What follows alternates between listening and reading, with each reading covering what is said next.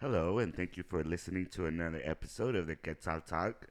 And today we are here with Tamika. How you doing, Tamika? Hi, I'm good. How are you? I'm doing great. Thanks for making it out and having a chat with us here at Quetzal Talk. Um, Let us know a little bit about yourself, your full name, and a little bit about you and your organization. Yeah, sure. So my name's Tamieka Henry. I'm from El Paso, Texas, and I am the president and co-founder of El Paso Young Black Leaders. Nice. And tell us about your organization. What do you guys do, or what is the main purpose of your crew? Yeah, sure. So El Paso Young Black Leaders is a Texas 501c3 nonprofit organization. And our purpose is to connect and engage El Paso's young professionals in the Black community and beyond through personal and professional development experiences. Oh, okay, so it's only professional people. It's not regular people that just wants to meet another like black person from El Paso. I mean, they can, but the idea is for us to come together to talk about professional or Mm, personal development experiences. So we like to host different events that do focus on professional development and personal development. So it's like a mentorship program. Not necessarily. It's more like for so I'll just give you an example of some of the things that we do. So we have a women's health and wellness program, and what that is myself and my vice president, we host a 2-day virtual event, and we have different guest speakers come and talk about different health topics, right? So last year we talked about postpartum. We talked about dieting. We talked about like fitness. And the idea is just to educate the community. So that's one of the things that we do. We also have a technology scholarship. When COVID happened, we felt we felt bad for a lot of the kids in school, having to learn in a virtual setting. And unfortunately, with that, some kids didn't have resources to learn to do their homework or learn virtually. So we gave them, we rewarded, I think it was like 20 different El Paso high school students with iPads. So that was a lot oh, of fun as nice. well. Mm-hmm. Yeah, that's a That's really good endeavor. Thank you. That's really cool. Thank you. that is really nice. Thank you for doing that to Oh, the thank community you. for the community. Thank Now, you. tell us a little bit about your experiences. You said you're from El Paso, correct? Yes. Mm-hmm. Um, what side of town did you grow up in? From the east side. Yeah, Yeah. I love. And what was your experiences in high school? Would you say, because East Side kind of has a nice population of black people, don't they? I think the east side has like a variety of everybody. Right. I think the east side's kind of like the melting pot of El Paso. Hell yeah. Mhm. That's Mhm. where everyone meets up and it's where you see all cultures Yeah, collide. yeah. I think that's what makes the east side unique. Mm-hmm. Is that Right. And so tell us, why did you stay in El Paso?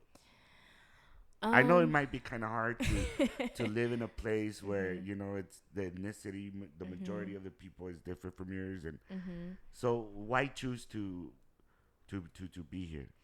Well, in all honesty, I think it's just been God's plan for me. Right. I have been trying to leave El Paso since I graduated from high school. Today Right. is actually my 10-year anniversary from graduating from Hanks High School.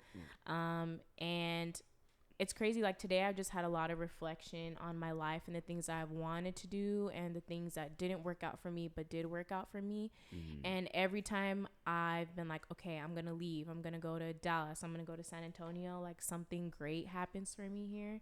And I don't know. I just feel like when it's God's time for me to leave, then I'll be ready to go. But I think here, like, um, I've been able to meet amazing people and been able to grow. And I also like to travel as well. So it's not like I don't it's not like this is the only place that I know. Right. You know, I'm also been in the military as well, so I've got to travel and experience different places. But yeah. Right. And So, does your family still live here also? No. So it's me, my mom, and my sister. And my sister left right when she turned 18. She went active duty, and then my mother took off a couple years ago as well. So it's just me. Damn, so something is really like kind of holding you to the city. Yeah, it was. part It's of- crazy. Like this, the when I was in officer candidate school for the Army last summer, and I came back here, and my new unit is in Dallas. And I was like, okay, like I want to go to Dallas. I'm going there once a month. I love it. There's a lot of stuff to do. And I was like applying for places and nothing was happening. And I was like, okay, like it's just not my timing yet. And then the beginning of this year, I don't know, I just kind of changed my perspective on my life and what my purpose is. And I met my wonderful boyfriend this year. I just pledged Alpha Kappa Alpha Sorority Incorporated. So there's a lot of good things that are happening for me here. So I feel like if I was anywhere else, then I wouldn't have got those opportunities. Yeah, Right. Definitely. So would you say that you have some type of love for El Paso? Oh yeah. I definitely do. Like it's always gonna have a special place in my heart. Especially with just the culture. Food is very family oriented. You know, even though I don't have my real family here with me, just some of the people that I've grown up with. I think one of the cool things is that like you go to the same school with the people you went to elementary school with, middle school with, high school, and now like you're able to see everybody grow and experience, you know, just their lives with, you know, their families and everything like that. Right. And would you say that El Paso is? I mean, I know everyone's different in their individual ways, but as a whole, is El Paso a racist city? No, I don't think it's a racist city. I do think that there are racist people everywhere you go, though. Right. I think El Paso is unique, right? Because I always say this, it's a minority majority city. And I think a lot of times the Hispanic population may think, oh, like El Paso isn't racist because we're all minorities. But when you're black, sometimes you do have experiences like, you know, I'm used to being the only black person where, you know, growing up here. But other black people who aren't from here have experiences where they feel like, you know, where it's hard for them to feel like they belong. Right. Damn. I bet, man. I used to live in Edmonton for like a year and a half. And I went crazy because there was like no Hispanics, no Mexicans. I came back. I was like, I can't stay over there, man. Yeah, it can be a culture shock, you know, for black people who aren't from here. Right. But I mean, would you say that a lot more black people are moving into the city? Or you think it's the same as it's always been? I feel like it's the same. I think, you know, one of the main reasons why I think black people are here in El Paso is because of Fort Bliss. And that's one of the reasons why I'm from here. I was born to both my parents were in the Army. Right. So I think what we're trying to do is trying to retain the black talent, because what happens is like black soldiers get stationed here and then they do their time and they're like, okay, like I want to get out of here, I want to go back to the East Coast. So it's like we want to create like an environment and a culture where it's like, no, you don't have to go back home because that's what you're used to or because more people look like you. Like you can still thrive here and stick out, you know, staying here. Right. And what is the craziest experience or the most you know, like something that El Paso does that the black community feels that should, like the type of discrimination? I know you said it's not racist, but when it does happen, what type of discrimination do you see that you would like to let us know? I think if I just think about like middle school, middle school's already savage, right? Like kids are Right, mean. Yeah. But like being the only black girl, one of the only black girls, I mean, bullying is prevalent. I think just always constantly being reminded that you're different, that you look different. that your hair is different, that you speak different. And I think too, like not fitting into people's stereotypes. I think here, like for example, like if you've never seen a black person, right, or if you've only seen black people on TV, like you're only gonna have a certain vision of them, right? So like when you don't fit into that box of what people think black people are supposed to be, then it's like, oh well, what's wrong with you? Or oh, you're not black enough, or oh, why do you talk so white? Like those are the things Oh that I've shit. experienced, yeah, here. And um that's been a bit challenging. And I will say that um in middle school, I think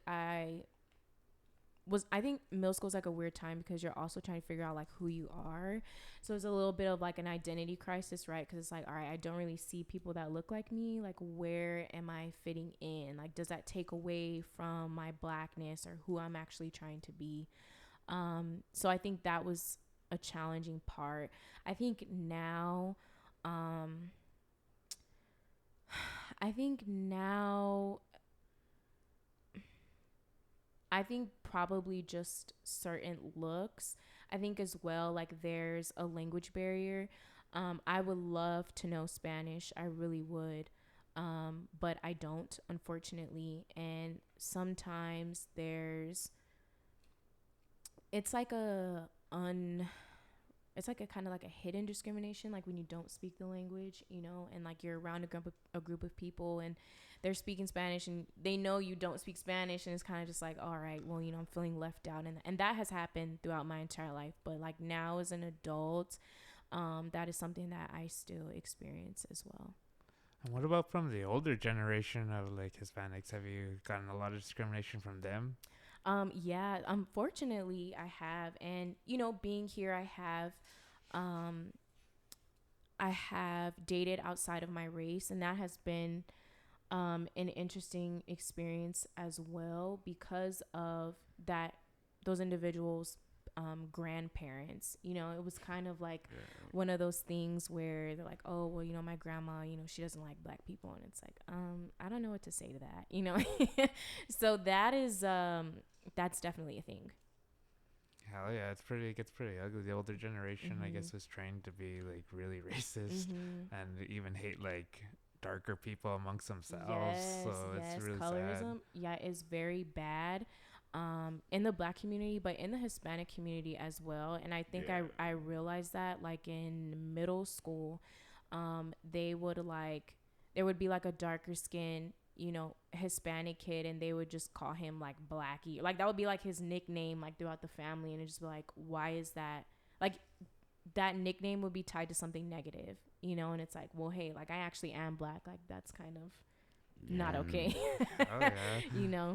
I wonder where that comes from, right? Where a group that is uh, being discriminated goes and discriminates others. Do you think it's because hurt people hurt people? I think so too. And I think it's just human nature, right? Like there's always Tribalism. yes, tribalism, hierarchy. Like we're always going to want to separate ourselves from another group of people. And like I said, we do it within our own ethnicity. We're always just like, oh no, like our group is better than this group because of whatever, Right. We probably should start seeing ourselves as part of a community instead of part of a ethnic background, no? Because I mean, we are part of a community. We all work together to try to keep a good and safe community going for ourselves and our kids or whatever, right? So I mean, I don't know. Sometimes I'm like, should we divide ourselves like that? Because it's like even amongst, like you said, right, in the city, like it shouldn't be like that where we live in the city and the color of our skin can dictate what people call us or how we're treated in high school or in middle school or whatnot. But so you say, what are your plans for the future? So you plan on staying in El Paso? Honestly, I don't know. I can't say. You don't know yet? I don't know yet. Like I said, it's always been my dream just to live somewhere else and experience something different. And regardless, I feel like, if it's time for me to come back or what have you, like I know my city and I know people here, and I wouldn't feel any kind of way if I did come back. Right. If I left. So, if you leave, do you think that you would keep El Paso in your heart? Like anything that you could do to help your community, your home community, would you do it? Yeah, of Or would you course. be one of the people that leaves and forgets? Oh, right. No. No, I think a lot of who I am is because of this city. And, I have big dreams, big aspirations, and it's always been my dream to just come back and, tell people that I'm from here. I don't know, just like so excited when I see El Paso in any kind of like a mainstream media or anything like that, because, it's unique. Like El Paso's known, but not really. So like Yeah. whenever we're like on major platforms, or like we're like there's a scene with El Paso in a movie or something, I get super excited. Oh yeah. Because I don't know, like it's just like I want my city to get that recognition, not always for negative things, right? Like for For positive things. sure. Like we do have people who are talented that come out of here, Oh like, yeah, for sure. and I mean, now with social media, it's a little bit easier, a little bit more prevalent, but like I still want El Paso to shine. Like I want someone to see someone and be like, oh, like they're from El Paso, or like they just have a peak interest to come see like Right. what the city is about. Hell yeah. Were you watching the game when Aaron Jones threw their 915? Yes. You See, kid like me? stuff like that, it That just shit was gets me Oh tight. yeah. But like like, really yeah. excited. Yeah, it's like you just feel like super proud. Oh yeah, the El Paso Pride. You Yes. get it. Cool. El Pasoans are definitely proud. So. Yeah, Aaron Jones is cool, man. That Mhm. guy's a cool guy's cat. Mhm. We were trying to have him, but Green Bay said he was too famous for us. Aw. And then Alvin Jones said he Mhm. was down to come. I don't know what happened with that. Mhm. I don't know. Is the publicist never got back to me? So Supposedly Alvin Try Jones, again. Try right? again. Yeah, cause that'll be cool, man. Alvin Jones, he was like, I remember, I was a big time UTEP fan when him and his brother were playing football here. Mhm. I went to almost all their games the last year he was there. Mhm. So yeah, I saw him at Pizza Joint too. Oh, that's cool. Real respectful guy. He even called me sir. I was like, "You're Aw. Aaron Jones." He's like, "Yes, sir." I'm like, "Oh shit, very respectful guy." Yeah. Have you guys been to Showtime yet? No, what his is it? That's his bar. I'm yeah, not cool. Aaron Jones bar. I Oh, literally that's his just bar, went, huh? yeah, I think I went the weekend before last, and he was there. So Oh shit, yeah, for real? yeah, he's in his VIP section, so it was pretty cool. That guy's cool as fuck. How he comes back and invests on his home city. That he has love. I heard his dad passed away, right, of COVID. Yeah, super, Poor very guy, sad. dude. I know. He was always at the games. I remember seeing him and his mom with a Mhm. whole bunch of other people. It was cool, man. But Oh, yeah, did COVID affect you in any way personally? Um, I'm very blessed to say that no, it didn't. Especially when it comes to like Paso Young Black Leaders, like we were able to thrive during the pandemic because everything was like virtual. So we kind of took advantage of that. And I think too, like people were home, people were on their phones more, and they were, trying to be more engaged with what was going on. So I'm like I said, I'm very blessed and fortunate to say that I did not lose any close family members or lose anything um, during that time. And what did the organization do during COVID, like online? How did they you just sent out a lot of like videos or Yeah, so we got to promoting right through Instagram, Facebook. We were even fortunate enough to get on KTSM's News Channel 9. There was an anchor here named Jay Russell, and he at the time he was like the only Black male news anchor. I know we have Nicole Gomez, but he was like the first male or the only male at the time, so he helped us out a lot with like promoting our events. And that was like I said, 2020 through 2021 was a good year for El Paso Young Black Leaders. nice. Mm-hmm. And what type of well, if you guys want new members, of course, Mm-hmm. what's your target audience? What type of people are you? You said leaders, Mm-hmm. so like business owners or I just college mean, graduates. so the demographic is from 18 and up, but it's really honestly like anybody who wants to be involved and engaged in their community. Like, you don't have to be, a business owner. You don't have to be a real estate agent. You don't have to be in the military. Like, if you just want to get out and meet new people and make connections, that's really what it's about. And the idea behind it is a gentleman named Prince Chijoke. He moved here from Maryland to El Paso, and he kind of realized that there was like a void in groups for young Black professionals. So that's how he started El Paso Young Black Leaders. And it, like I said, it was kind of just a way for other Black people to be like, oh, there's other Black people here, and also like integrate them into the community, right? Because, and that's where I think where you say like we should be a community. And I think that because of our group, we take individuals that look like us, that don't know anything about the city, and they're like, hey, like, here's your resource for this. You can go here. So that's another important piece in our roles. Right. And I have another question. The reason I'm asking was I used to be in an organization called MECHA, and it's an organization for Mexican Americans. And I went to the regionals in Arizona, and there was 2 Black people there that was part of MECHA. So do you guys only accept Black people into your organization, or are you guys open to whoever wants to come in and join us, but we're more targeted towards this demographics, or are you guys just exclusively just want Black people in your organization? No, we want everyone in our organization. And I think sometimes people get like confused when they see like the Black part, and they're like, oh, like I can't be a part of it because I'm not Black. Like, that's not the case. It's more or less to assist the Black people. So anybody can come assist, right? Like, you don't necessarily have to be Black, because especially if you're local to the community, like I said, you have connections.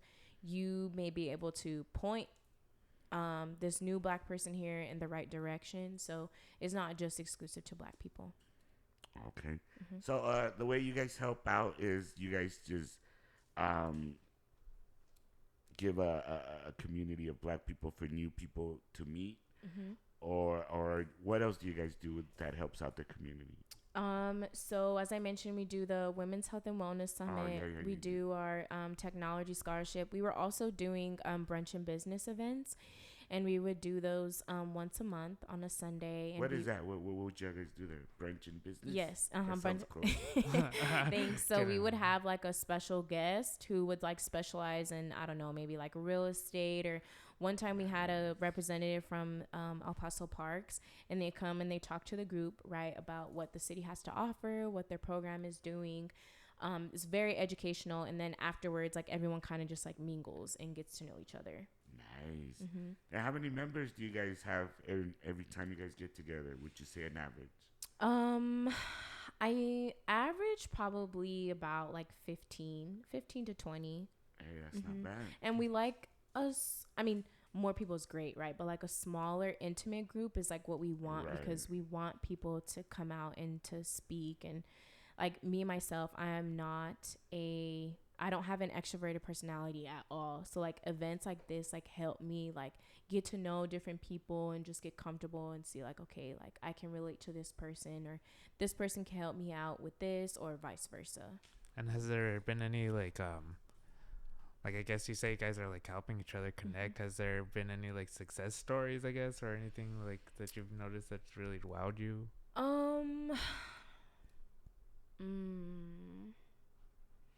I think our success stories have came from the events that we put on from our technology scholarship.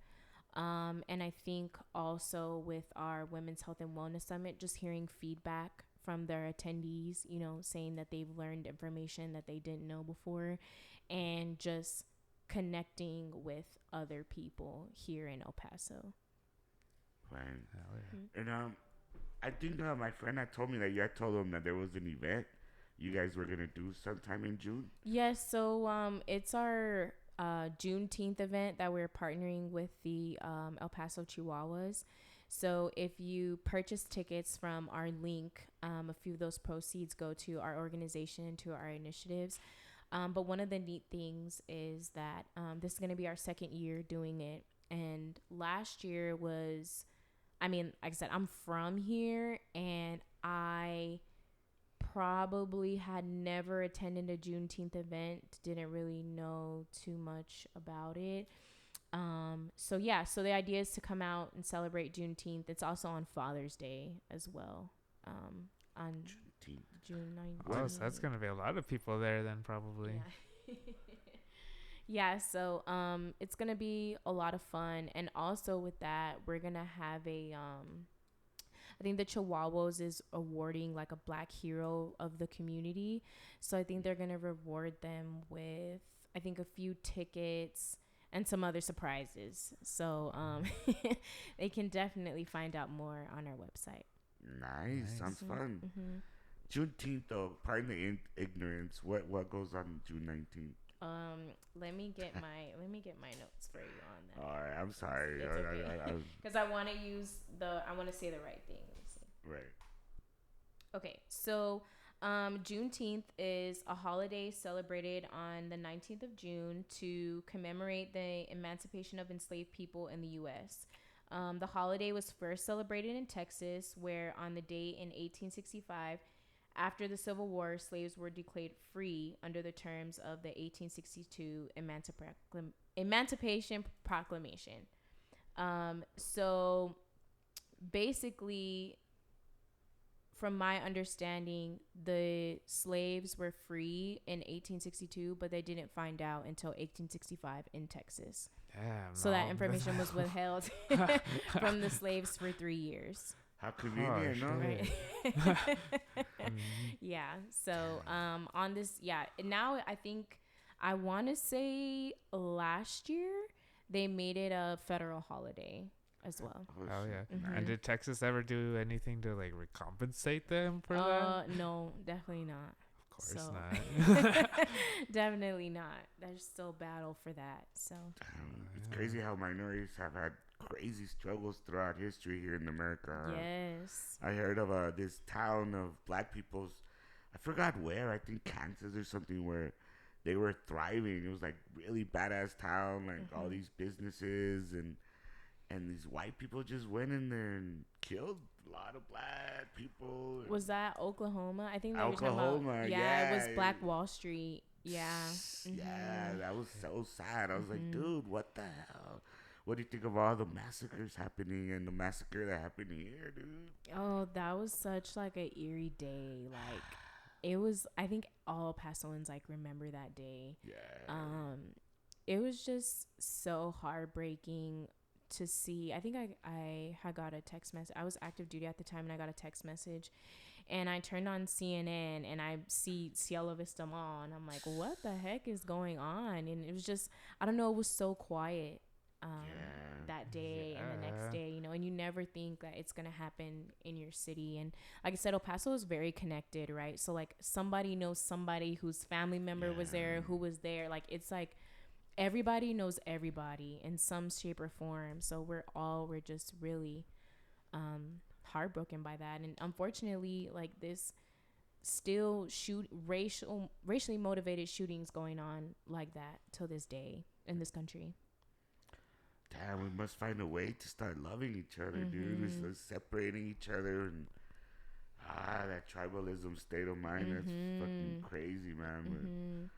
But who knows? And it's not only white people now. It's starting to be Mexicans and Blacks and all types of people now, dude. It's a crazy epidemic now. It's like shit, and it's like, why aren't we attacking this problem the way we attacked COVID? Right? Because it's a serious issue. It's a serious problem. No one wants to live in fear in their own home. And I think too, like that just, I think this pandemic, and I mean, I don't know, I think obviously like racism is not something new, but I think now that we have our phones and we can see it, more than ever now, I think that's like high end, like just mental health issues as well. I think there's just like so much anxiety and like so much depression and just so much like unhappiness with everything that's going on right now. Like inflation. I mean, it's like trying to survive this pandemic. Like COVID is still here, right? But we're trying to get back to normalcy. I mean, people are losing their jobs. There's no baby formula. Like there's so many bad things like going on, you know, and it's just like, how are we still like just trying to thrive and survive, you know? Right. And it's crazy how is that a problem? There's no baby formula. How hard is that to make? I don't honestly, at this point I just think it's so sad. It is. It's so sad. Like even the babies have to suffer now. Like that's I know, they're just so innocent, you know. It's so sad. But that also like brings in mind, like, how do we get to this point where we rely so much on baby formula, you know? Like, shouldn't we like, I mean, no offense, shouldn't we be using like actual breast milk or like? I mean, I know it's hard. Yeah, because I mean, not everyone can not all women can breastfeed, you know. So I think, I mean, I don't know like all the logistics of it. I just know that, you know, that is some people's main source of feeding their babies, and it's sad either way. right. So you say you're still military? Yes. And that's all you like. What else do you do? So I work for a company called Vituity, and what they do is they're a physician partner organization, and they are contracted through different healthcare facilities. So I'm contracted through University Medical Center. I'm a regional program manager, so I have different standalone emergency departments that I oversee the admin. Oh wow, sounds pretty important. Oh, thanks. That's I do cool. my best. Hey, that's good. That's good. Well, El Paso is proud to have someone like you working in a position like that. Oh, thank you. Hell yeah. Thank you. And is there anything that you would like to tell El Paso?